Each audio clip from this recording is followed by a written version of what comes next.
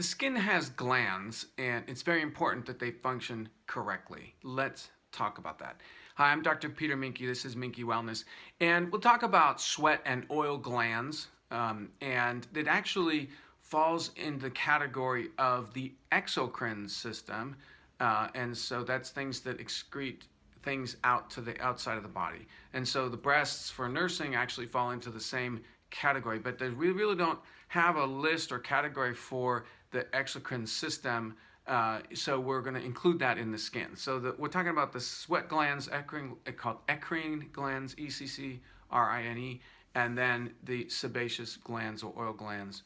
And so those are two different glands that do produce two different effects on the skin. But let's talk about them briefly, and then look at how we kind of work on maintaining healthy glands for the skin.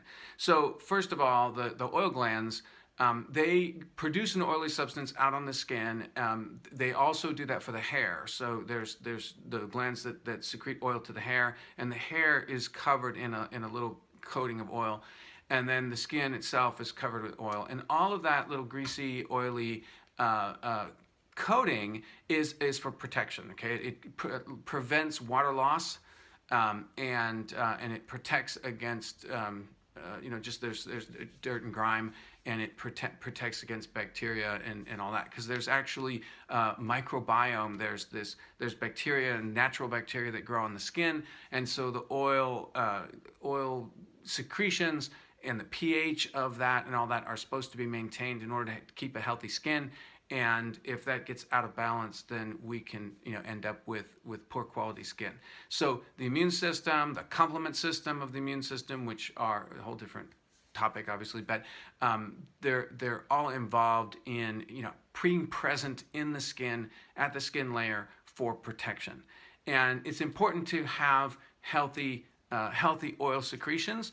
And there's some people who have more and some people have less, and so there's just a lot of variation in that, but the chemistry is very important. Now, if we're washing all the time with harsh soaps and things like that, we can throw off our skin oil chemistry. So one of the things you might try, and I know this sounds weird, but you might try not bathing with soap. Now, if you're someone who is, now for a while, I'm not saying forever, try it with, and you're going to take a bath. You're still going to take a bath, but take a hot shower with a washcloth, with a soft washcloth, and you're just going to use the washcloth on your skin. You're not going to use any soap at all. And try that for a week or 2 weeks and see how your skin feels. That can help you to not be stripping all the natural oils off your skin.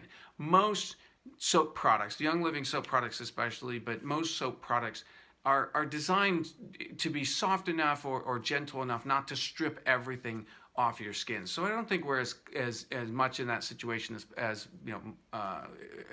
maybe used to be. You don't want to be using lye soap or some kind of really harsh soap. I'll just give you a quick example. We went to a medical mission trip to Guatemala, and all these kids were being brought in with this horrible skin, with scabies and sores and all the rest of this stuff. And I'm kind of sitting here noting that this is a people whose skin is so beautiful and amazing. The Indian population there with beautiful, just healthy looking skin on all the adults, and then all of a sudden on these kids, I'm seeing that just their skin is torn up. And so I started asking them. I said, what's going on with this? And they said, well, some previous missionaries had told them to wash their babies every day with soap. And so they used the laundry soap that they had, and which of course was extremely harsh, and they were literally just stripping all the natural oils off the baby's skin, off the children's skin, and it left them vulnerable to all the things that they're most of the time they're hanging around in the dirt and all the rest of the stuff. So, and I was like, whoa, it's not necessary. Please do not use laundry soap to wash your child. If there's a lot of grime and you're trying to get some grime off, fine. You use a little bit, just a little bit, because that's all they had.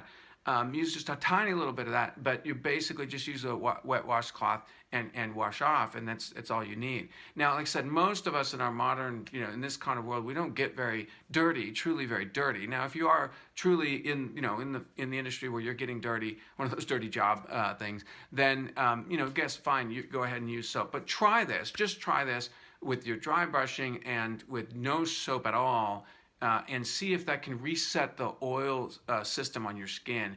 And I did this for a while. It was kind of weird, and I didn't wash my hair, and I didn't but I did take a shower. Now, don't get me wrong, you're not gonna not bathe. You're just not gonna use a lot of soap.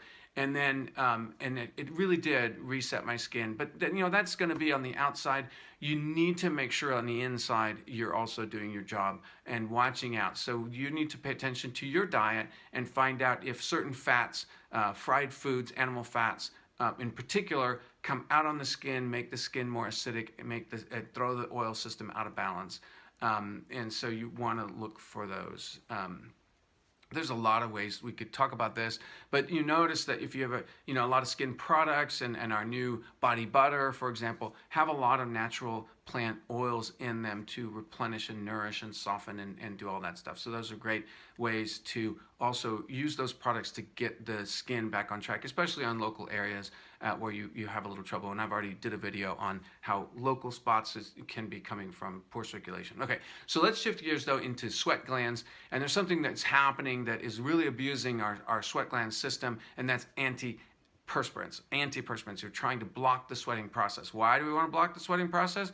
Because sweating creates the odor, and the reason sweating creates odor is a lot of times we're kicking out toxins, and the toxins are coming out, and then it changes the chemistry, and then the bacteria grows, and then in particularly high sweat areas, the armpits and the groin, we end up having more odor.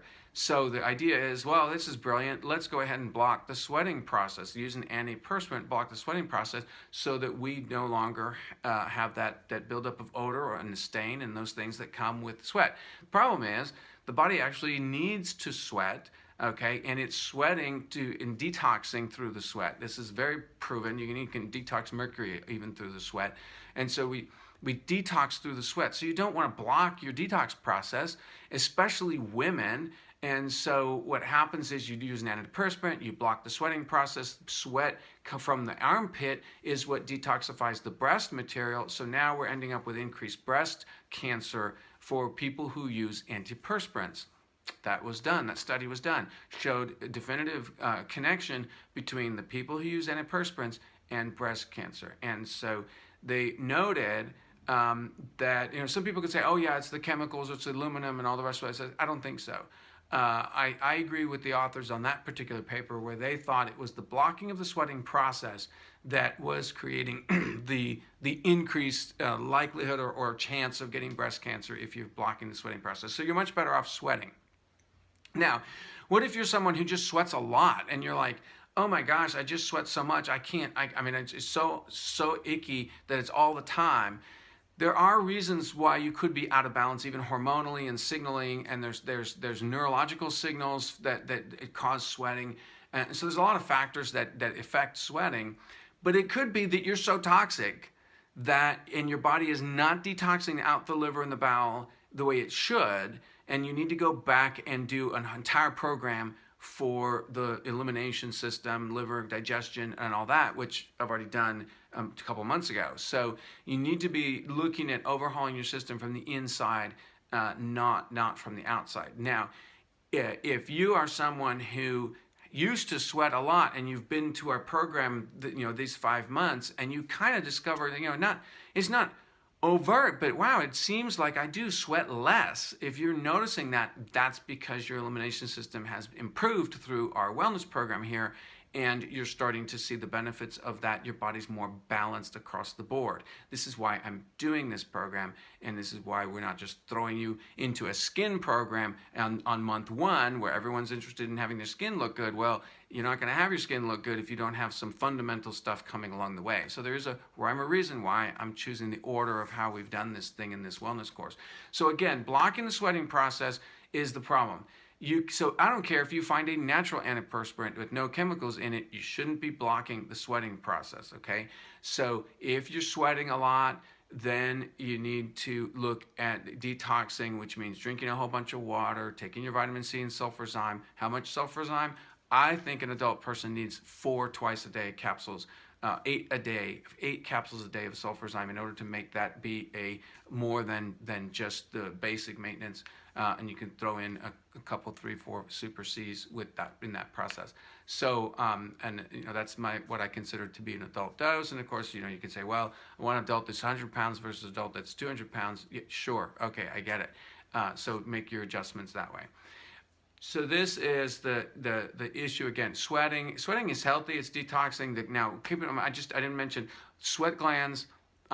I actually didn't mention in the oil glands too. They're location specific. They're different glands and different numbers of glands in the armpits or or along the face and certain areas of the face and that kind of thing. And so in the sweat, the reason the body is sweating, one is to detox, but the other is to cool it down. So if your temperature sensors are off, that's your thyroid, you could be not sweating enough, okay? And if you don't sweat and you go, oh, I never sweat, that might be a bad sign that you need to be sweating, especially if you're in a situation where it wouldn't be normal to sweat. You would be hot and active and you're not sweating. That could be a sign you're not sweating enough, in which case your body is not getting the detox benefit that it needs out of those tissues. And then you need to be looking at making sure that you get your body reset. So metal toxicity could create neurological hindrances to detoxing and sweating. So anyway, I can't pretend to give you all the answers for all the different rabbit trails we could take. But the basic premise here is we want to have healthy oil and healthy oil glands. And one of the ways to do that is to kind of let your skin reset. If you're feeling like you have a lot of chronic skin problems and you try not using any soap at all, and do that for even just 3-4 days, and see if that can help you reset and get a healthier balance on your skin. And the other one is to for the sweat, just don't block your sweating. Make sure that you're sweating when it's appropriate. Okay, and of course, saunas and sweat therapy, which is saunas and things like that, I've long understood to be very healthy. They reset the system by what they are detoxing. They're creating a detox reaction. You're in there, a hot sauna that you're deliberately sweating. And if you've never done that, you might consider that as a therapy, and you can do home saunas or you can go to places that have saunas. Okay, so that's our basic wellness message for today. I want to point out that we can do some breathing to consciously affect all of our bodies. So if we want to breathe to the oil glands and feel the oil move and imagine a healthy layer over the skin. So breathe into the skin and imagine a healthy nice flowing oil that coats the skin and makes it all nice and healthy and shiny out the hair follicles, coating the hair. And then breathe in for the sweat glands, which are going to be, different areas, but there's going to be sweat glands all over. And feel the balance between the hot and cold. So the temperature sensor, I'm going to breathe into my thermometer, which could involve the thyroid, but could involve other parts. And I'm just going to imagine my little thermometer. So I'm going to breathe in, and I want that thermometer to I'm going to actually breathe in and listen to my thermometer. And is my thermometer set a little too high, set a little too low, right? So I'm going to breathe in and listen and picture that thermometer, okay? And then ask myself, okay, is it too high? It's too low. Mine's a little too high right now. That could be an inflammation pathway. You will be too hot if your inflammation is too hot. So the thermometer of the body is a lot of different factors, and I don't have to tease out all of those things. I'm just talking about using breathing and consciousness to kind of reset that. So I'm going to breathe in, and I'm going to cool down my thermometer. And I'm going to breathe in whatever those requirements are, whatever the body needs to balance its thermometer. And I'm going to breathe that in and ask for that to come in and do a little reset and calm my system down. Now, if your thermometer would be too low, again, I would breathe in and make the thermometer go up and imagine that. So this is part of my conscious breathing, and you can use it for anything we're wanting to affect. And you might find out that it actually works, but you have to give it a try. Okay, happy wellness, one day at a time, a little bit of breathing, a little bit of stuff about the oil and sweat glands, the exocrine system. Happy wellness. We'll see you tomorrow.